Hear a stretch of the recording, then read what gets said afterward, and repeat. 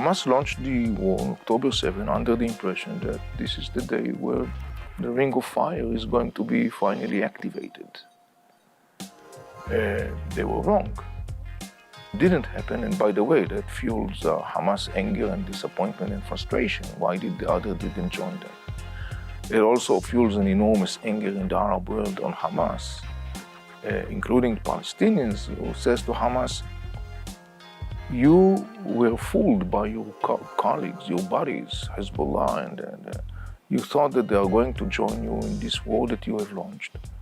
And now you find yourself, after October 7, what you have done to Israel, and now you are facing Israel's might and rage. And your brothers and sisters in Gaza Strip are paying the price.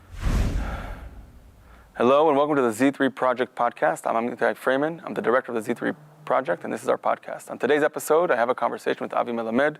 He is a former Israeli intelligence official and senior Arab affairs advisor. He's the founder of the Inside the Middle East, an apolitical, nonpartisan educational nonprofit institute, and an author in 3 books on the topic. We had a wonderful conversation trying to understand the broader geopolitical context of what's happening in this moment, post-October 7th, and what kind of led up to that moment.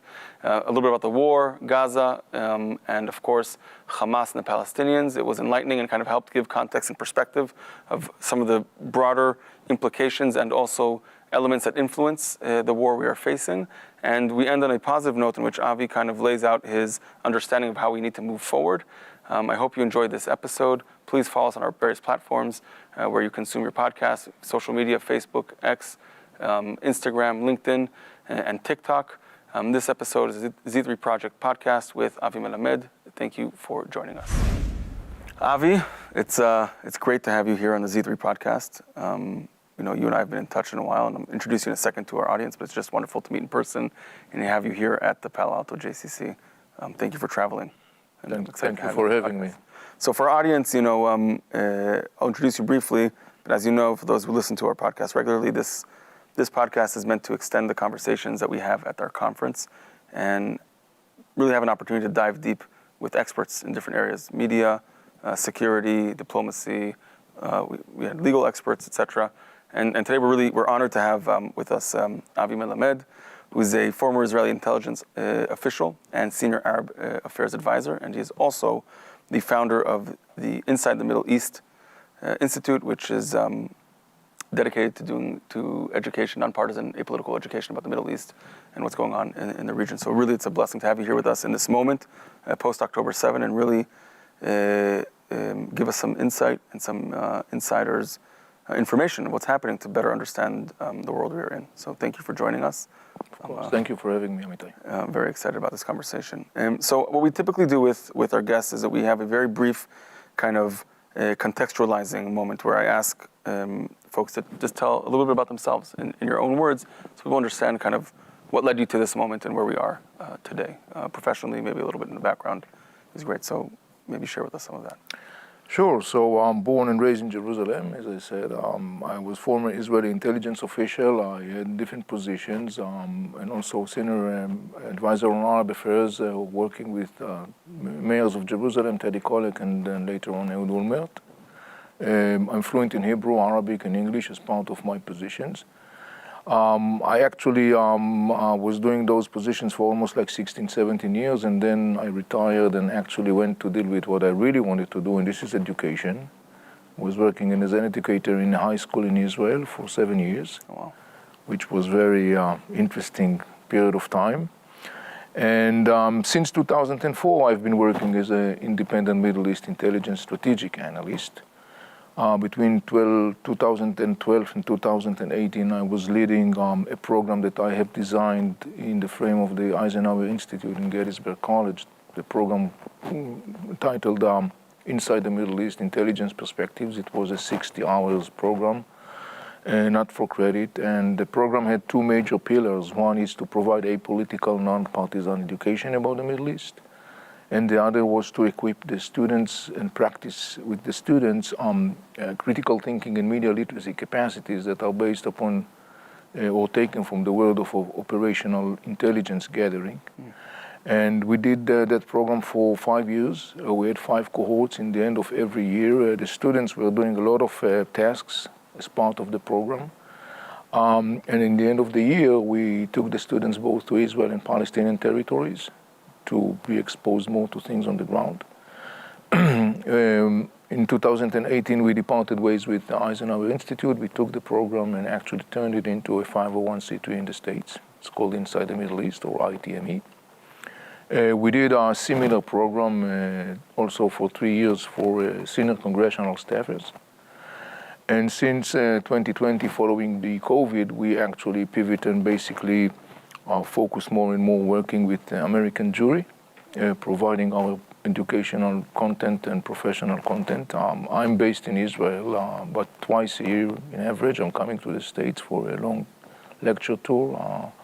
And in Israel, I'm briefing incoming missions, delegations, policymakers, social media influencers, and so on, doing both indoors and outdoors briefings in Israel.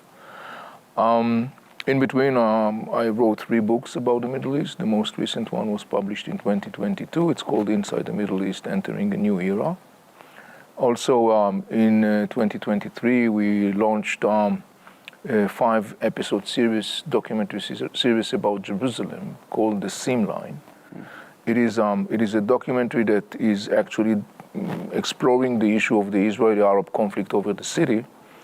And it's mostly based upon my years and my positions in Jerusalem during the Intifada in the 90s. And in those 5 different episodes, I'm providing different aspects and angles of that story that are not so much known in the Western discussion. Again, it's an apolitical. We meet in the series. I'm meeting with Jerusalemite Palestinians and with Jerusalemite Jews.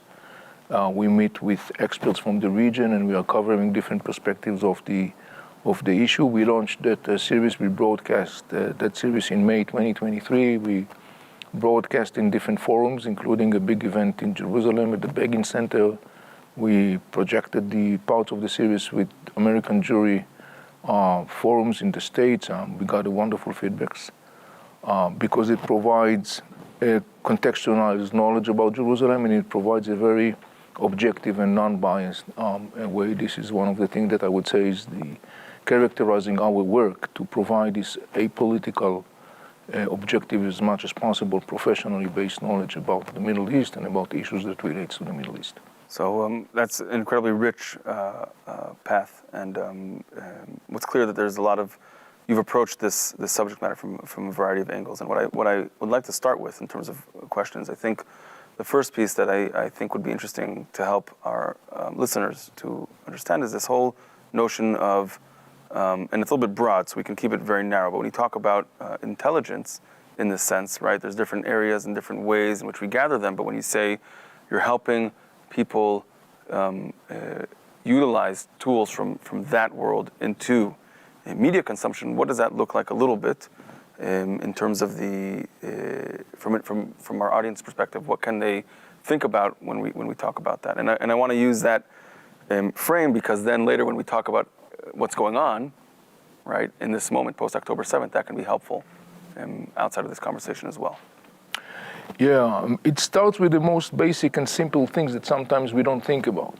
For example, you come across numbers or statistics or things that are projected as facts. You have to start by asking yourself, it is accurate, or is it accurate? And then you have to start asking yourself, okay, if I have some questions regarding the pieces of information I'm coming across, I should expand my investigation to understand whether what I see is really accurately reflecting reality. So in the most basic level, people have the tendency to look at information and actually absorb that information as an accurate one. And this is particularly further boosted the challenge in the times of social media. So this is one simple example of just start looking at information in a questioning way. And then, for example, there is another thing that we also practice with the students that was amazing. When I say to the students, this cell phone that you see is made of plastic, and they received it as a fact, and they start echoing that. And before you know that, everybody knows that this cell phone is made of plastic, but it's not made of plastic. You need to check the information. So this is a phenomenon, what we call an echoed information, when you got a piece of information that is being echoed. And many times people fail to understand that you may come across 50 different pieces of information that refers to the same thing, but it's not different 50 information pieces. It's one piece that is basically multiplied 50 times. So there is a big difference here. So, for example, if someone says, so just to make that, make sure I understood that, if there's a story that we're seeing, it might be echoed 50 times differently, but let's talk about one case. Because of different angles, it might seem that it's disproportionately larger than what it actually is. Yes. Yes. Okay. And also the fact that it's being echoed by different 50 platforms doesn't necessarily mean that these are different 50 sources that report on that. Right. It's the one source that actually was multiplied 50 times. Got it. So there's one case, one actual source being multiplied. So it feels like it's more true because there's many sources, when in fact there aren't that many sources. And B, you might be hearing things that are incorrect because no one is checking along the way. It's just being repeated and echoed. Yes. Across the. And so this is one example. Another example has to do with another way that people consume knowledge, and this is the visuals, which is very challenging because we as human beings, our tendency is obviously to believe what we see. But yet again, we have to be very careful about it because sometimes we can come across an information that is visualized, manipulated in a way to basically result some sort of a reaction. Sometimes you come across an information that is visualized in a way that basically shows you real scene, but it doesn't show you the other aspects of that scene. And particularly right now, mostly when we are facing the challenge of AI, this is something that is also out there. And again, it all goes back in a way to the story of the social media because people are consuming their information from their cell phones or from, and it's very easy for people to be convinced that what they see is what is there. And so once again, it all goes back to the simple two words of critical thinking and just being consciously all the time aware of the fact that you need to ask questions regarding the information you are coming across, whether it's a verbal one, whether it's a visual one, whether it's a written one. Just apply those, we called it in our language, in our activities, an instinctively critical thinking capacities. Some things that you are doing instinctively when you come across an information. So how do we? So that was sounds like a very helpful tool. How do we help people kind of internalize that as a mode of thinking? We tell them be critical thinking. How do we kind of train people to think that way? Well, we have to provide them with the tools and the skills and the mindset. This is what we have been doing in our 5 years program with the students in Gettysburg College, and I can tell you based upon those 5 years that the impact was amazing because students came to us and say, look, it's not only made me look at the whole story of the Middle East differently, but it's totally and utterly changed the way I look at the world. And by the way, some of our graduates find positions within American intelligence agencies and governmental agencies based upon the program that they were doing with us because they came along with these capacities that we gave them. Look, teaching people those skills and capacities could be done in different forms, in a different level of depth. It can be done through, sessions. It can be done through written information. It can be done through recorded examples, and so on. And indeed, you're right. I mean, in the end of the day, the whole idea is to try and to expand as much as possible the message of the need for critical thinking, which I think it's very clearly today clearly emphasized that, there is an enormous need for adopting a critical thinking, and particularly in our times. Yeah. So I totally agree, especially with the rise of social media platforms. You're getting bombarded from all directions, and you're driven to be exposed to content that is similar to your already approved kind of mindset, right? So if you're just the way you like or engage with different accounts or sources of media, the algorithm will force you to continue in hearing only those sources of media. So not only that we're not necessarily trained to be critical thinkers, we're also, in a way, our ability to be even,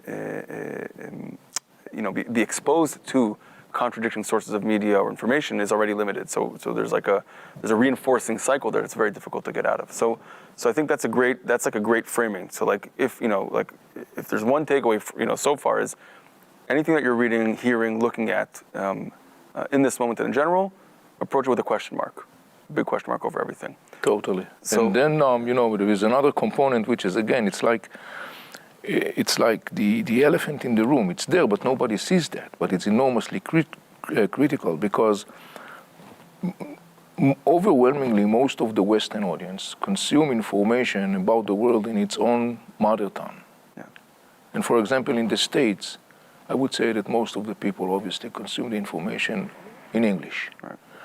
And when you talk, for example, about the Middle East, when you got a situation where the mediators of knowledge and the knowledge that is being mediated is basically going through the sift of English, you have to understand that as an end consumer that received the information, that information was processed, either in the translation process or either even sometimes manipulated.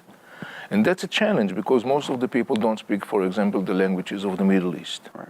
Hebrew or Arabic or Persian or Turkish or Kurdish.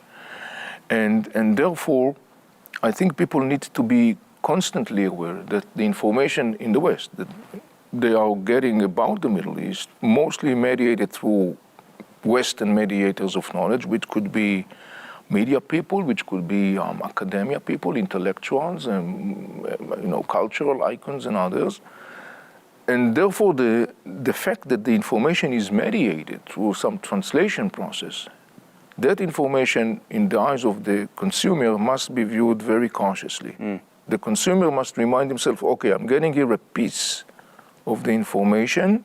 Given the fact that I don't master the languages of the region, I have to be aware of that. And by the way, it's very interesting because in every meeting that I have, in every briefing that I'm doing, people come to me in the end and say, like, we really need some good sources from the Middle East that we could go to and extract information.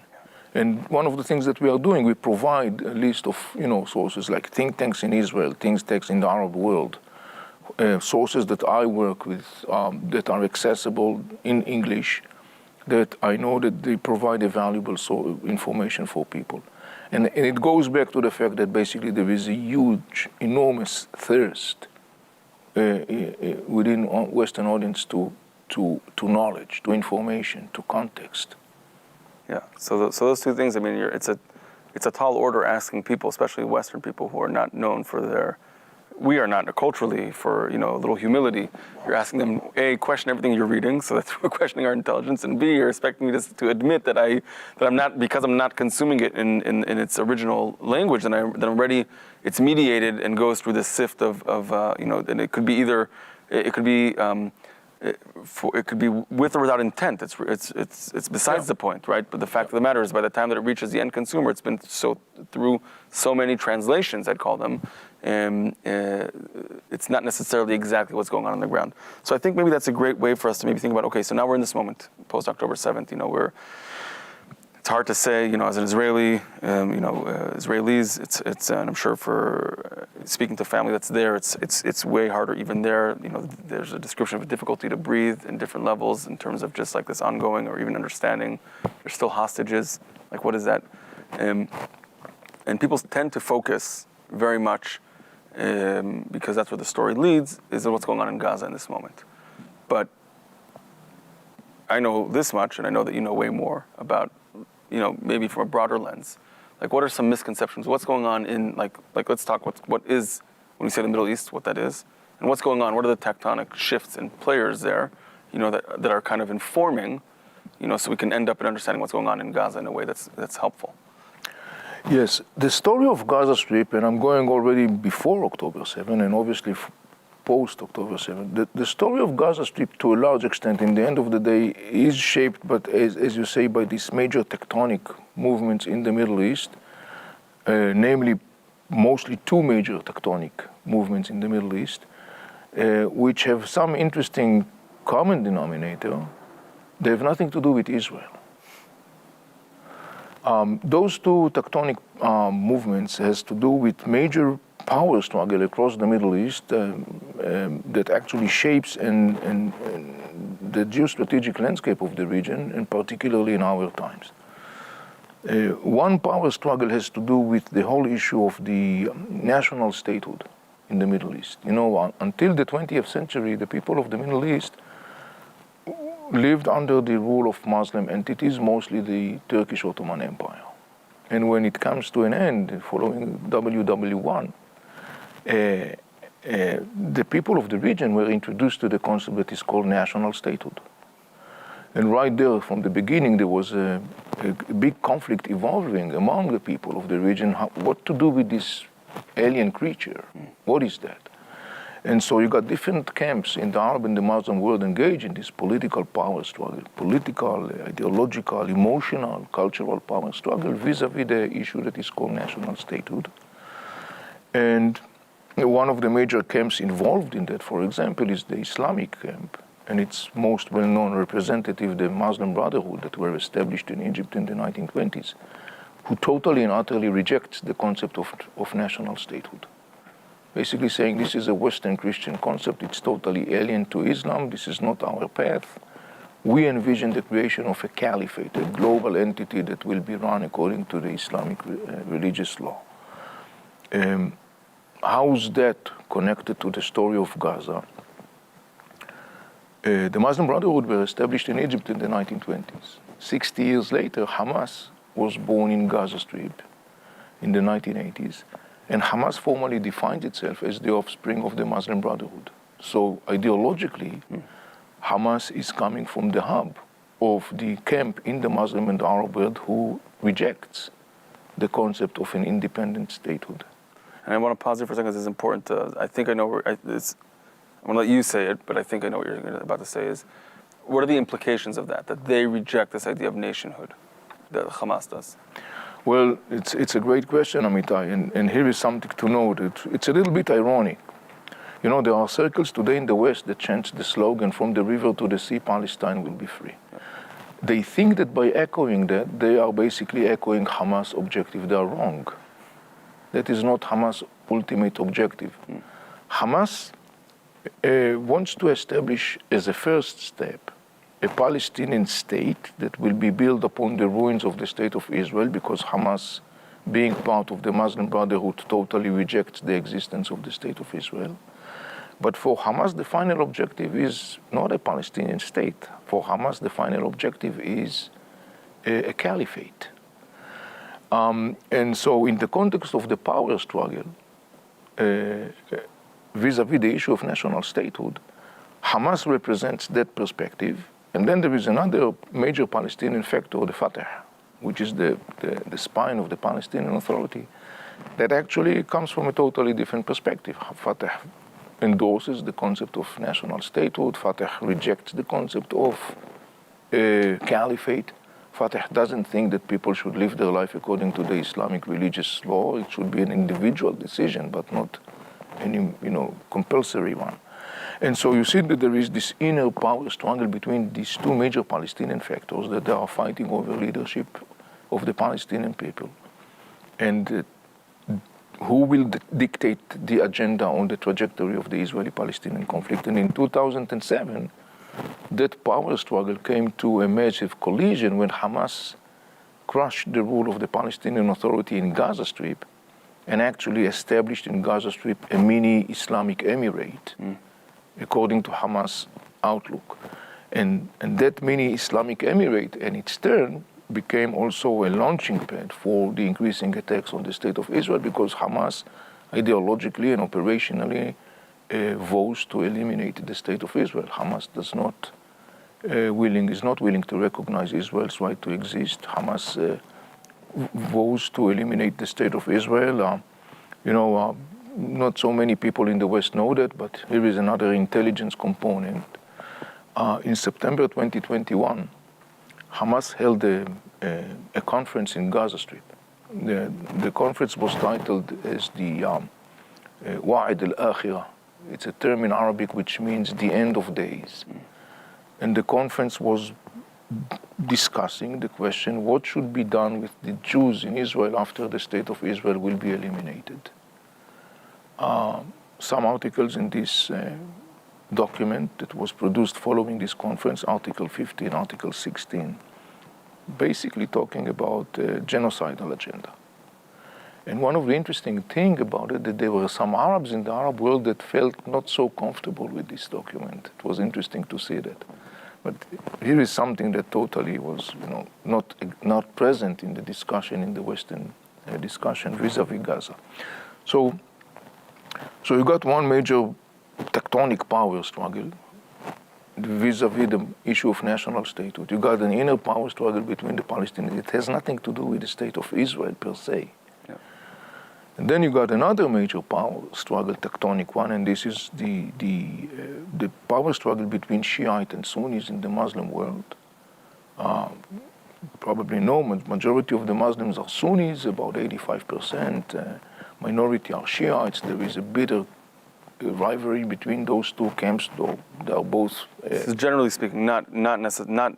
This is general speaking. Yeah. The Muslim world, and this rivalry was further boosted following the rise to power in 1979 of the Mullah regime in Tehran. These are the Shiite regime. Iran became the Shiite theocracy. And that regime has a very revolutionary, I would even say apocalyptic outlook of mankind and trajectory of mankind. That regime incentivized by a deep feeling of being deprived of the right to lead the Muslim world because the Sunnis, according to the Shiite narrative, stolen from the Shiites the crown of leadership back in the 7th century, 1400 years ago. The Mullah regime basically has translated that narrative into an action plan of positioning itself as the leading superpower in the region.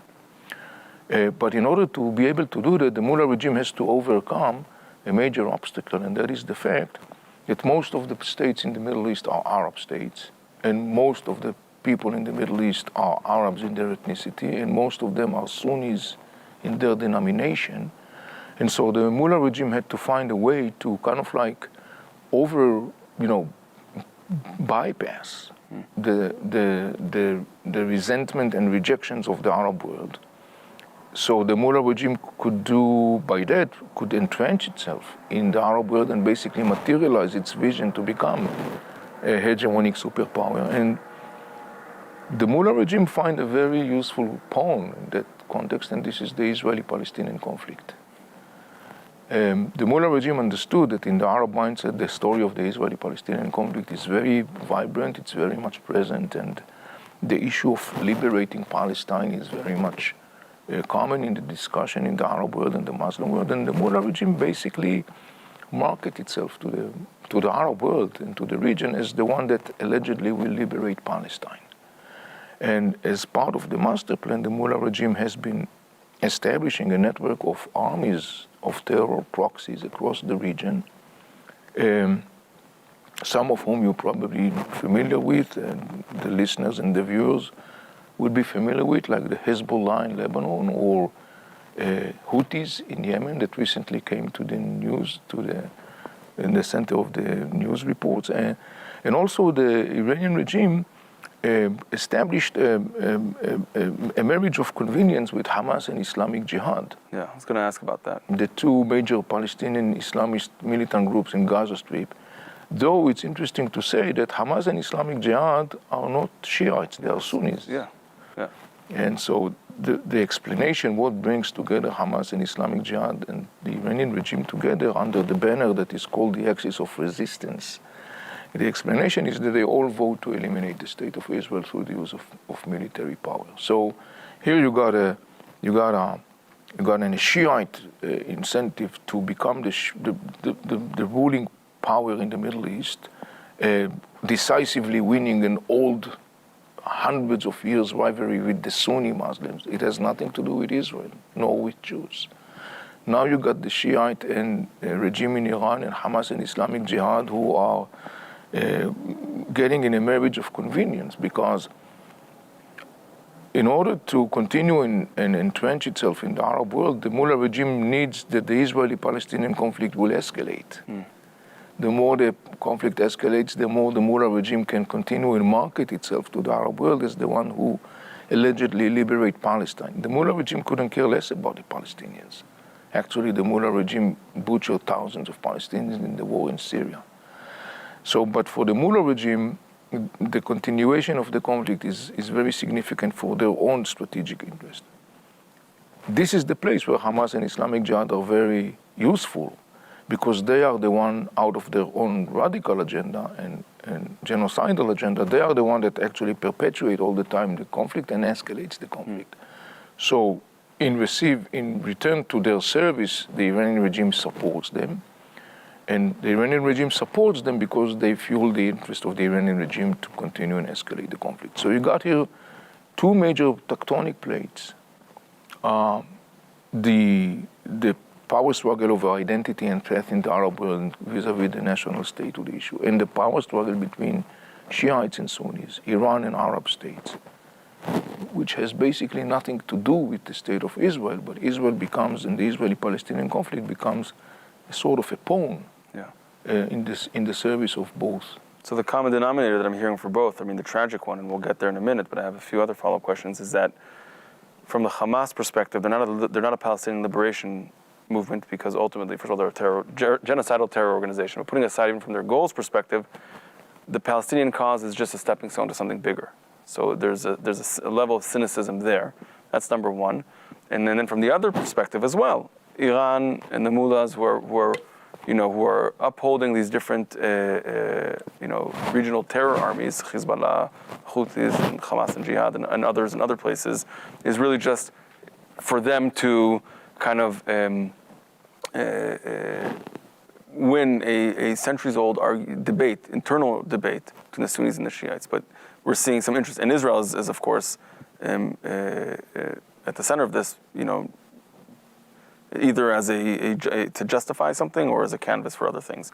But the Palestinians, the people on the ground, right? And this is again, from a human perspective, is they're paying the ultimate price of these big tectonic shifts. Not to mention Israel, but even just from the Palestinian perspective. So my question, my next question around these things, if you have these big tectonic shifts that are happening in the world, I'm trying to sequence it. So one side is the other Arab countries in the area, the Saudis and the Emirates, and how do they play into this? And then so let's do that, and then we'll talk about from the Israeli perspective a little bit. But if we can maybe get a insight, because I recall from undergrad many years ago, I took one course about a similar topic, and it was about the Saudis. The rivalry will come to head with the Saudis and the Iranians, and so maybe you can give us some insight there as well. And I'm sure things have changed from when I covered it a while ago, but in this moment as well. Yeah, you mentioned a couple of major Arab states, Saudi Arabia, United Arab Emirates, Qatar. These are the Gulf Arab monarchies, Oman and Bahrain. You mentioned Egypt and Jordan. These are Arab states. First of all, they are overwhelmingly Sunnis, with the exception of Bahrain, which is predominantly Shiite. Right. But the others are Sunnis. For them, and particularly for Saudi Arabia and United Arab Emirates, and for Egypt, both the Muslim Brotherhood and, as an outcome of that, Hamas and Islamic Jihad presents a threat to their own national security. Internally. Egypt defines the Muslim Brotherhood as a terror organization, Saudi Arabia the same, United Arab Emirates the same. By the way, a couple of days ago, the Egyptian court sentenced to death 8 leaders of the Muslim Brotherhood in Egypt. And they are hunting down the Muslim Brotherhood people in Egypt. They view Hamas as a threat to their national security. The same way they view Iran as a threat to their national security. I mean, we should remember that Iran directly attacked Saudi Arabia. A couple of years ago, Iranian proxies, the Houthis, attacked also the Saudis. Today, the Houthis are attacking the maritime in the Red Sea. By doing that, they are causing an enormous damage to the Egyptian economy, which is already crumbling. So those states, when they look at the story of the Hamas and Islamic Jihad in the context of the rivalry over national statehood issue, in the context of when they look at Iran in the context of the Iranian hegemonic vision, they are intimidated by both. both those factors. And so definitely you could see that the threat on Israel is not only on Israel, it's also on major Arab states, and it's basically something that caused for a lot of discontent and unrest within those states. Which is why I think people overlook this. I mean, they take it for granted, right? Which is, one would think that if really all the Arab countries were aligned, and again, I say this, the Palestinians are paying here an enormous price, right? But if one would assume that they're all aligned because this is an Arab cause, you realize that Egypt is is at play, Jordan is at play, the Saudis are at play. They could have easily, as we've seen in the past, in the early days of Israel, all converged and come together, right? And attacked Israel. But in this moment, they're not doing that at all, right? In fact, yes, the Saudis are conditioning, but the conversations with them about normalization is continuing. They could have easily said, wait, pull back. But, that should be enough for a reader in the Western world to raise their antenna and say, wait a second, maybe there is, or at least I'd say this differently, maybe through the public knowledge already, without being an insider and an expert, realize that there is something else going on, right? Just the fact that it's not happening. Yes, definitely. I mean, we need to do some to distinguish here between the street level and the governmental level. Yeah. So on the street level, particularly when you look, for example, at Egypt or in Jordan or Kuwait, you will find strong sentiments of resentment of Israel, anti-Israel sentiments. On the governmental levels, and particularly when you look at the United Arab Emirates, you look at the Egypt, to a lesser extent Jordan, you see, as you said, that in the end of the day, as you said accurately, they're not attacking Israel. The reason for that is that given to this enormous tectonic plate movement that we talked about earlier, which are really playing a significant role in reshaping this region, those states are looking for valuable partners that could be benefit to their own strategic interests. And when they look around in the neighborhood, they see Iran, that presents an enormous threat. They see Muslim Brotherhood, Hamas, and Islamic Jihad, that also present an enormous threat. They see other militant Islam factions like ISIS and Al-Qaeda. They see crumbling economies in the Arab world. They see the power struggle within the Arab world over the whole issue of this national statehood everywhere across the Middle East. They see places like Libya, Syria, Sudan, Yemen torn apart in those endless violence. When they look around, they say this is an enormously turbulent environment. And we have our own long-term strategic interests. We want to secure our future. We want to secure our economy. We want to create conditions of stability because the stability is enormously significant for our endurance. And when they look around, they will look for a player that could provide something that is valuable for them. And when they look around, they see a player in the Middle East that is called Israel. So it's not about love affair. It's about a long-term strategic interest. It's about the reprioritization of interests. And that is something that results in what we saw, this rapprochement between Israel and Arab states, the Abraham Accords, the Israeli-Saudi rapprochement. And so these are the right lenses to look at that story. And I think that what I find frustrating in this moment often, and I feel, lucky enough to have some of this thinking introduced to me early on. I think that and this goes back to the beginning of our conversation, is that often the public discourse is, or the media, I'd say, the Western. It's not like I'm bashing. It's not the media. It's just like the world in which we live in tends to try and sell a story through a values question. Now, values, of course, undermine everything that we do, but values is translated into strategy and into survivability, etc. Right? So often people see that they talk about the shared values between countries and why we should get along. In reality, it's much more basic than that, right? It's the survivability of the country, that it won't be torn apart, the economy will survive, basic human rights in terms of being able to live, right? We may interpret what that means differently in different cultures, but it's much easier to have that conversation, I think, when we look at the world through that lens, through that prism, as opposed to, a values-based kind of conversation, which has been sold for decades now, right? And I think that's part of the challenge a little bit. I think we want to be in a place where we talk about, maybe it's a higher self, sense of self in terms of like values. I'm free thinking here a little bit, as opposed to no, reality hits, realpolitik. This is how the world really works. It's a confluence of interests, and it's not a love affair.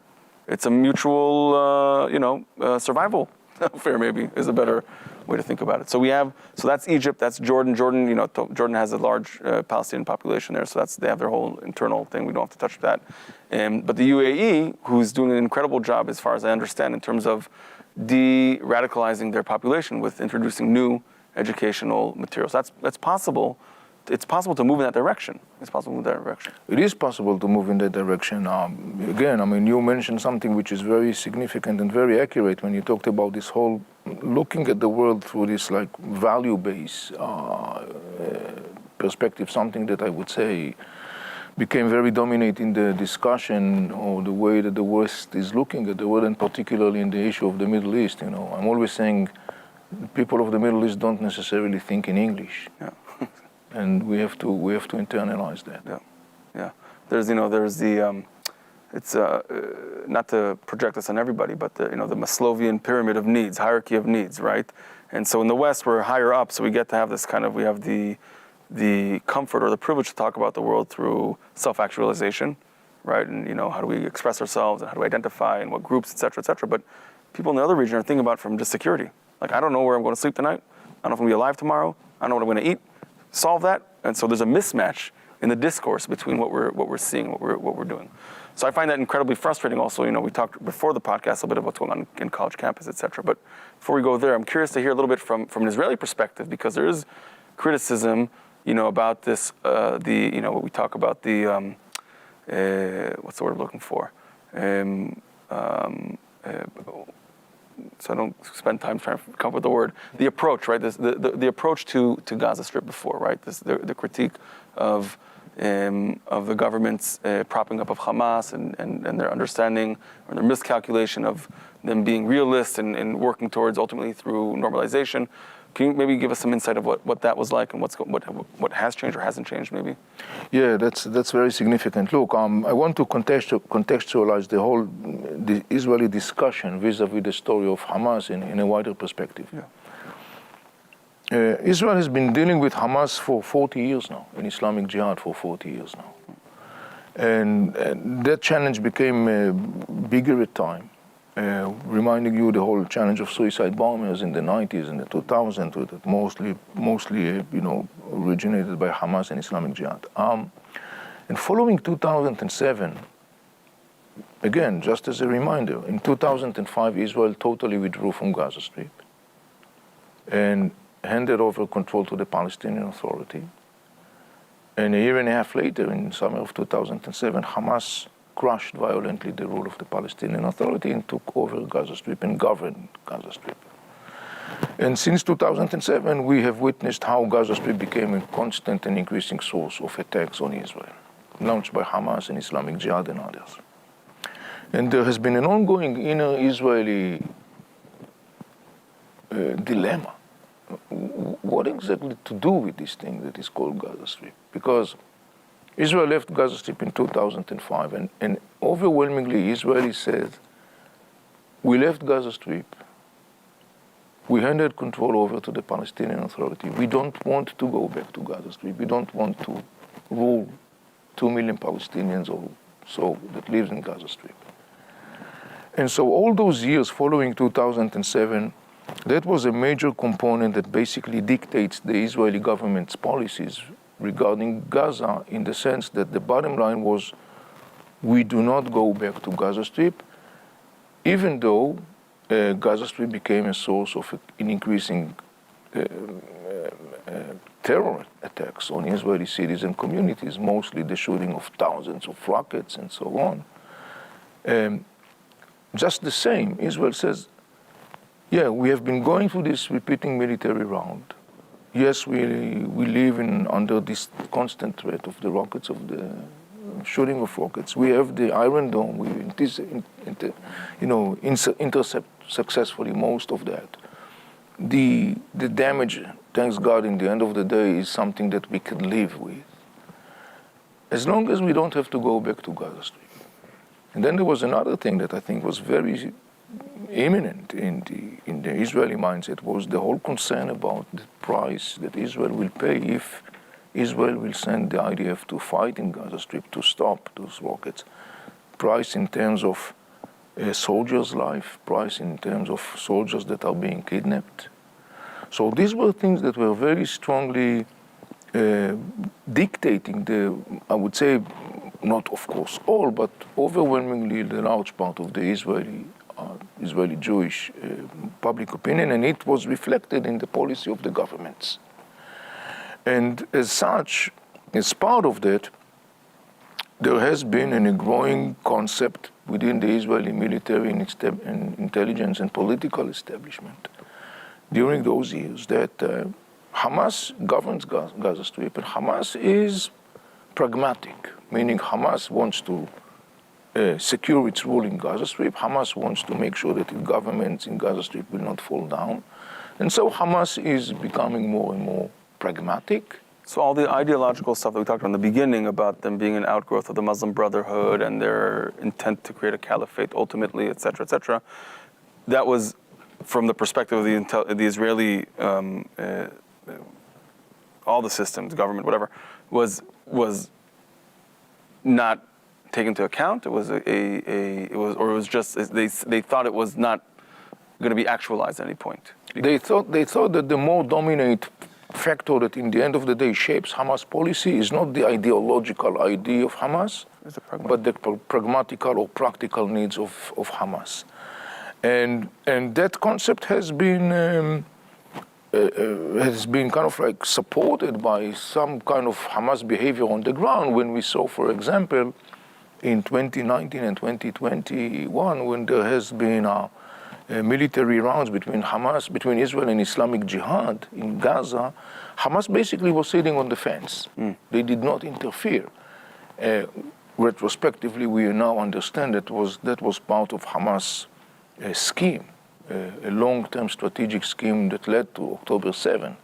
And that was basically Hamas' neutrality during those military round between Israel and the Islamic Jihad. That neutrality was calculated by Hamas as part of the misleading program that it was building towards October 7, basically and unfortunately, very successfully, Hamas was misleading Israel to believe that it has prioritized its pragmatical agenda over its genocidal one. So they outsmarted us. They successfully did so. But you're also saying that we were lulled into this over the course of 40 years almost. Yeah. So it's not a recent development. It just happened to erupt in a moment that was for their own calculations. And so maybe we can talk about what are those calculations? Like why, like from your read of the Middle East and the tectonic shifts and everything that's happening, what was the impetus of October 7? I know they gave the flooding of Al-Aqsa, that typically becomes that's a recurring theme, right? All the way back to the pogroms in Hebron in the 20s. Also, that was about Al-Aqsa ultimately. So what was from where you sit and how you see it? How does that kind of play into October 7 and what happened? Once again, I think that when we look at the Hamas decision to launch this war, now we could already understand, because we talked about a couple of components. For example, we talked about the power struggle between Hamas and Fatah. One of the reasons Hamas launched that war was that Hamas was thinking that by launching this war, it will decisively win the battle against Fatah. It will decisively now, it will be clear who is the leader of the Palestinian people. Hamas is the leader of the Palestinian people. And another thing that we also talked about was the issue of the Israeli-Arab rapprochement And definitely Hamas, by the way, the Palestinians generally are very concerned with this whole process because they feel like their brothers, the Arabs, are simply deserting them. And those sentiments of discontent and frustrations among the Palestinians further boost against the background of an Israeli Saudi rapprochement, particularly in 2023. So one other reason for Hamas to launch this war was its desire to cut this process, which, by the way, is also in Iranian interest to cut that process. Then there is another component that incentivized Hamas to launch October 7. We didn't talk about it that now, or we mentioned it indirectly when we talked about the network of of armies of terror backed by the Iranians that is known by the name of the Axis of Resistance. Apparently, during 2023, as part of the Iranian regime plan to eliminate the state of Israel, a core component of that master plan is the creation of what we call the Ring of Fire, meaning surrounding Israel's neck with a loop of Iranian-backed militias, Hezbollah in Lebanon, Iraqi, Afghan, and Pakistani Shiite militias in Syria, Hamas and Islamic Jihad in Gaza Strip. They are all backed by the Iranians. They are, armed by the Iranians, financed by the Iranians, instructed by the Iranians. They gain a military know-how from the Iranians. And the plan is to surround Israel with those armies of terror, what we call the Ring of Fire. And when the day will come, they will all act as one simultaneously and attack Israel from all directions. Dozens of thousands of missiles and rockets will pour down on Israeli cities, and attacking drones, assault drones, thousands of militants, Hezbollah, Hamas, Jihad, and others will storm Israel from all directions, and that's the way Israel will be eliminated. And during 2023, the leaders of those armies of terror met in Beirut, they met in Baghdad, they met in Tehran, including meeting with the supreme leader of Iran, Khamenei. And Hamas and Islamic Jihad left those meetings with the impression that the time for this joining hands, this is a term that we call it in the professional language, the unifying of arenas. In Arabic, it's called Wahdat al-Sahat. The Hamas and Islamic Jihad left those meetings under the impression that their colleagues are going to join because Hezbollah leaders and other leaders of the other Iranian-backed armies terror said to Hamas and Islamic Jihad, they said in Arabic, "Ihna jahizun," which means we are willing, ready, and able. Hamas launched the war on October 7 under the impression that this is the day where the Ring of Fire is going to be finally activated. They were wrong. Didn't happen, and by the way, that fuels Hamas anger and disappointment and frustration. Why did the other didn't join them? It also fuels an enormous anger in the Arab world on Hamas, including Palestinians, who says to Hamas, you were fooled by your colleagues, your buddies, Hezbollah, and you thought that they are going to join you in this war that you have launched. And now you find yourself, after October 7, what you have done to Israel, and now you are facing Israel's might and rage. And your brothers and sisters in Gaza Strip are paying the price. So it's interesting because, while circles in the West constantly insist to exempt Hamas from responsibility, post-October 7 and before October 7, there has been a growing criticism on Hamas in the Arab world way before October 7 and particularly, of course, after October 7. And the Arab criticism on Hamas centers around three major points. They are saying to Hamas, you crushed violently the rule of your brothers, the Palestinian Authority in Gaza Strip, and by doing that, you torn apart the Palestinian people. All the attempts of Muslim leaders to reconcile Hamas and Islamic Jihad failed. Hamas and Fatah failed. you, Hamas, you, guided by your own radical agenda and genocidal agenda, dragged Gaza Strip time and again to these military rounds with Israel, which ended up in the same place, in a dead-end street. You didn't achieve anything. You just dragged your own brothers and sisters in Gaza to havoc and destruction. And the third component, which is a very strong one, says to Hamas, and particularly following October 7, says to Hamas, you caused the biggest catastrophe to the Palestinian people by launching this war in October 7. You caused the biggest catastrophe for the Palestinian people, and you did that in the service of the Iranian regime. You sacrificed your own brothers and sisters at the altar of the Iranian regime. So you can understand there is a lot of anger in Hamas. And Hamas trying to push back at that criticism. So in January 21st, Hamas published an 18-page document in Hebrew, in English and Arabic, in Instagram, where he provides 5 reasons why he launched that war. And when you read this document in Arabic, it's very clear that this is an apologetic document. Hamas is trying to apologize or to justify against the Arab criticism why he launched the war. By the way, when you look at the reasons that he gave, as of now, none of those reasons basically was met on the ground. None of those. So that kind of like further. For example, just because I don't know for liberating Al-Aqsa. Yeah. Mosque, for example. Yeah. Cleaning all the jails from. It didn't say that, but ending the Israeli occupation, sort of. None of that happened, and so that further fuels the criticism in the Arab world, because they are turning now to Hamas and said, so these are the reasons you gave to this war. You achieved none of those reasons, but what you have achieved for sure is the catastrophe that you caused to the people of Gaza Strip, your own brothers and sisters. You know, you said before, which is very accurate, you said, it's a cynical,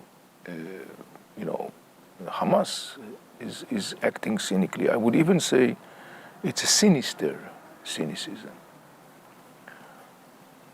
Leaders of Hamas, for example, Musa Abu Marzouk, a senior prominent leader of Hamas, interviewed in one of the Arab channels. And the host basically says to him, he says, look, you poured millions to build those tunnels. You didn't think to build one shelter for your brothers and sisters in Gaza. And Abu Marzouk's answer was, we built those tunnels for Hamas. Hamas is not responsible, that's what he said. Hamas is not responsible for the people of Gaza. It's the world that should take care of the people of Gaza. Despite the fact that Hamas governs Gaza. Hamas is part of Gaza. The people of Gaza are Hamas. And so, or many people of Gaza are Hamas. So that was one example, and there is another interesting one that, some leaders of Hamas, as you probably know now, they're not in Gaza. They live very comfortably in Qatar or Turkey or whatever. Worth billions of dollars, yeah. And this is another source of criticism in the Arab world, who are turning to these people and say, just a moment, you live very comfortably in a luxurious hotel in Qatar. Your brothers and sisters are killed and suffering in Gaza Strip, and you basically call them martyrs, and you go back to your fancy restaurants and nice cars and yacht. And so it's interesting to see the way that Hamas answers. Hamas leader Haniyeh, referring to that, said something. He said, look, yes, we acknowledge that we know that our brothers and sisters in Gaza Strip are sacrificing. They are martyrs. They are doing that for a noble cause. He said, but the important thing, he said, is that the resistance is life and well. This is an interesting mindset, and particularly when you associate that with some circles in the West that echoes the concept of resistance. Ironically, I would even say tragically, particularly circles in the West who associate with more liberal outlook are praising this concept of resistance not understanding that this is a concept that in the end of the day results in death and destruction across the Middle East. And they should know that when they praise the concept of resistance, this is the same thing that Hamas leaders who live very comfortably in Qatar are saying to justify the disaster they have inflicted upon their own people. And so, and by the way, talking about this distorted presentation of this concept, talked about the resistance. There is another one that, people are, again, we are familiar with that. There are circles in the West that are chanting, glorifying and praising Intifada. Intifada cost the life of thousands of Israelis and Palestinians.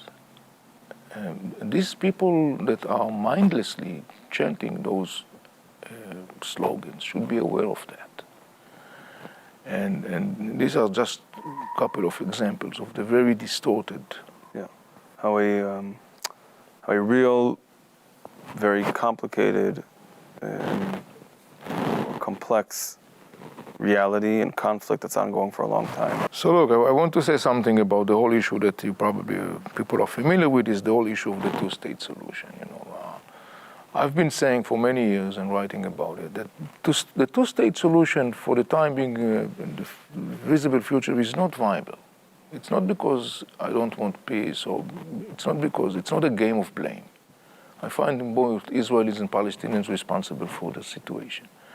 It's simply because the two people have not yet gone through the very painful process of compromising inner narratives that will enable them to come to the table and really negotiate an agreement that will really result in a two-state solution that will live side by side positively as a good neighbors. Yeah, we can have two-state solution, but if you have one state that is based upon Hamas rule, there is no big hope right there. And I think that it's very significant to bring that to the discussion. Now, for some people, it may come across as something that is pessimistic, because if I'm saying, okay, two-state solution is not viable, so what does it mean? But I'm saying always, look, once we acknowledge that as for it is, and we kind of like put it aside, and then we say, okay, if a two-state solution is not viable, what can be done? What is viable? And I always said, and I definitely, following October 7, I think it's very clear, Israelis and Palestinians cannot really reach an agreement by themselves. It has to be done in what I call the frame of a regional envelope, bringing to the table the factors that we talked about, Arab states like Egypt and Saudi Arabia and United Arab Emirates, Jordan, that in the end of the day have and should have a very proactive role in creating what I call the scaffoldings that will enable Palestinians and Israelis to move from one stage to another in a very long process. I'm talking here about years. I'm not talking about something that is an instant process. And I think that this is one major, I would say, pillar that any potential positive Israeli-Palestinian trajectory should be based upon. And the other one, I think, is what I call thinking out of the box. We really need to think here out of the box, because there are so many controversial issues. There are so many conflicting interests that if we try to all the time keep ourselves in the same box, it will be almost impossible to really, square the circle. And so, and when I'm thinking about, out of the box, I'm kind of like giving an example. I say, think about, for example, creating an extra entity which is basically composed of Palestinians and composed of these Arab regional players.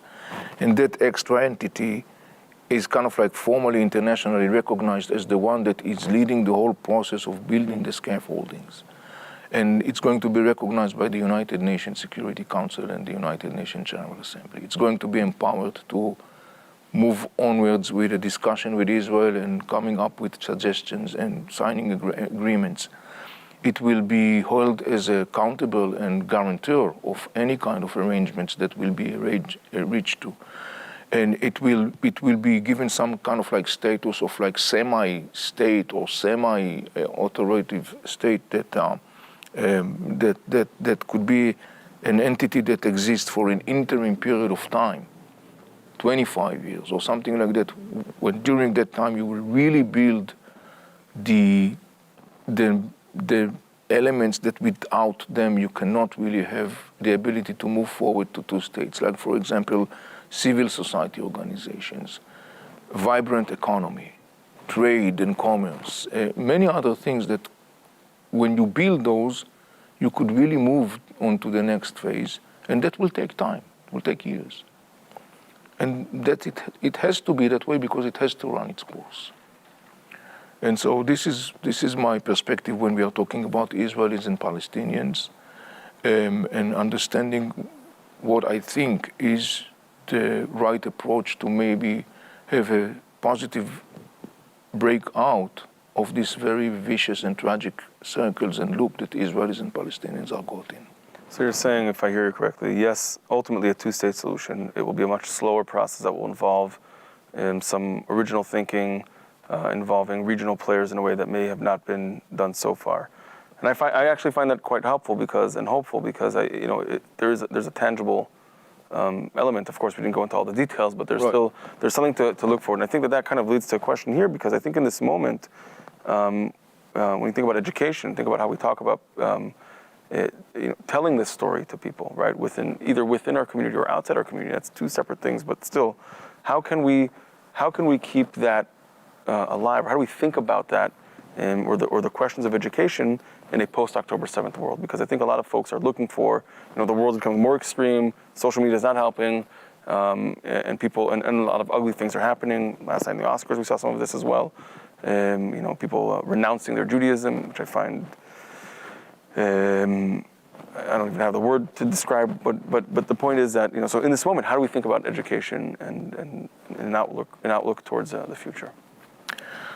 Amitai, in my previous books on 2022, 2016, and also in articles, I referred to this very dangerous process where I identified there is a dangerous process where the flattening of education in the West, and particularly when I'm talking about the States, education became kind of like a land where everything is subscribed to, buzzwords and slogans and narratives and concepts and sound bites. That they all sound wonderful. They are all emotionally,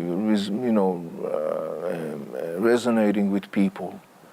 But the main challenge with those,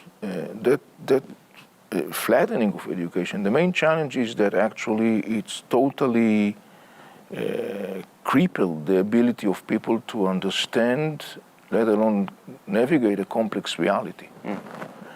And that process has two, I would say, negative outcomes. One has to do in the context, particularly when you talk about the story of Israel and the Palestinian conflict. And in two examples. One, there is, in my mind, a very clear connection between the growing anti-Israel, anti-Zionist, and now anti-Semitic sentiments and the crisis of education, the flattening of education. The more those sentiments increased in time, the more education flattened. The more the education flattened, the more those sentiments increased. So this is one example of this negative outcome, the damage.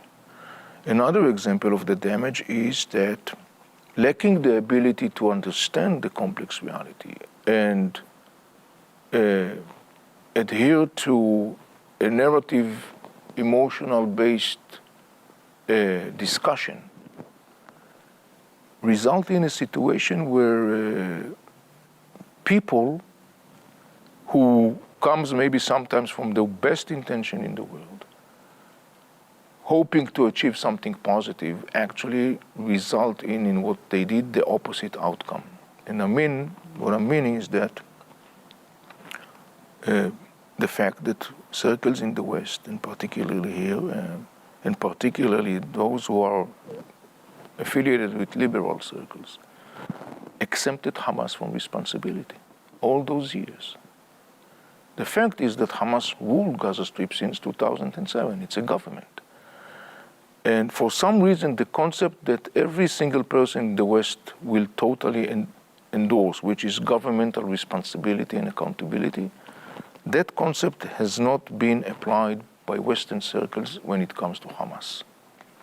And for example, in my 2022 book, and also the previous one, I wrote very clearly, I said, if you will continue to exempt Hamas from responsibility, the outcome will be more death, more destruction for both Israelis and Palestinians. So people who basically exempted Hamas from responsibility because they are coming from an outlook that is shaped by narratives and concepts and buzzwords and slogans and narrative feeling good world, not only did not improve the situation in Gaza, they make it worse because by exempting Hamas from responsibility, they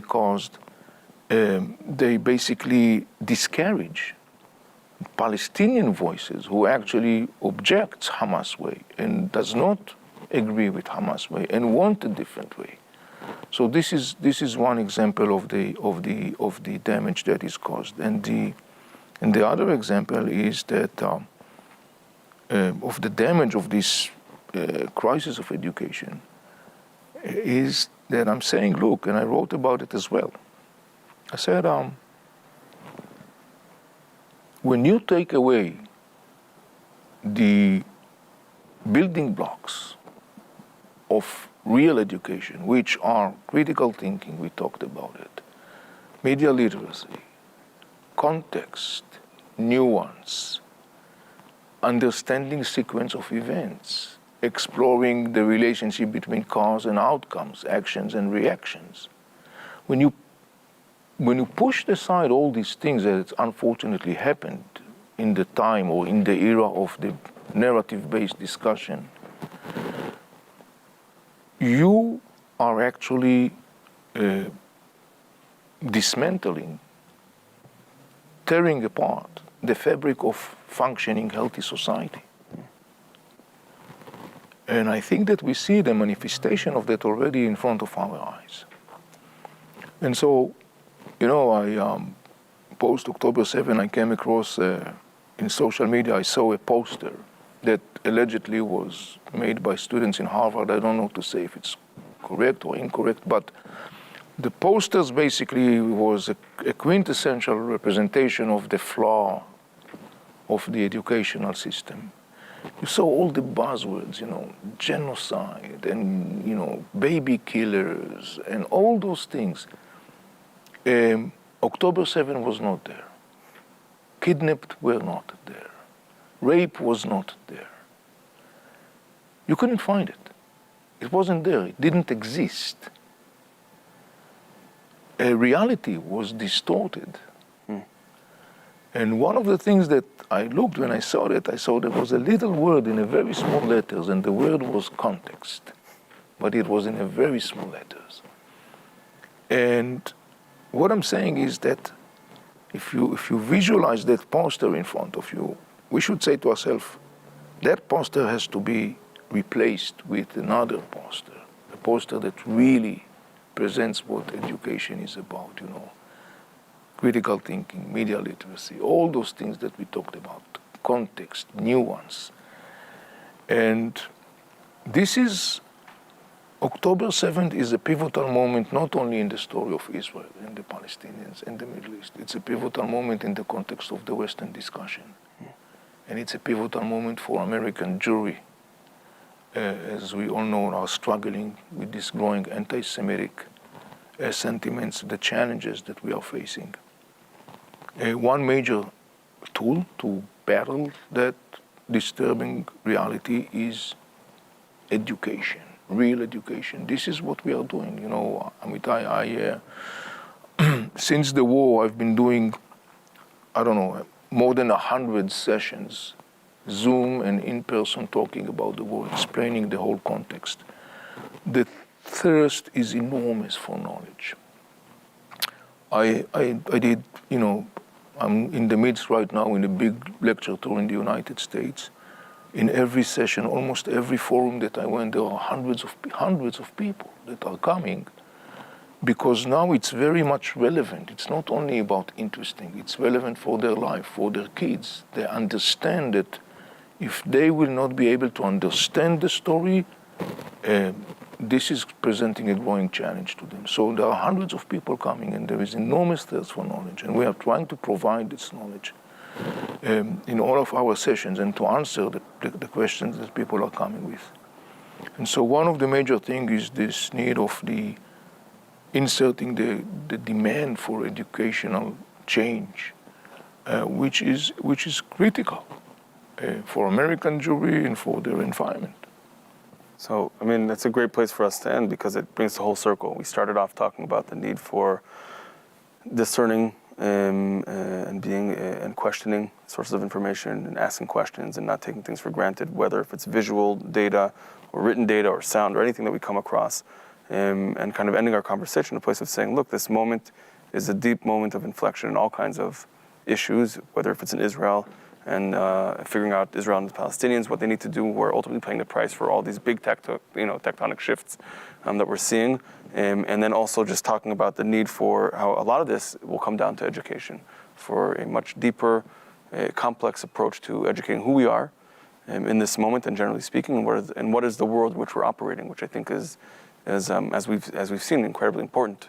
Not to cheapen the word context, but without understanding, the other pieces and how to understand regional or local things through a greater lens is incredibly important and helpful. So Avi, thank you so much for your time. This has been incredibly enriching, and I really do recommend our listeners to pick up your books.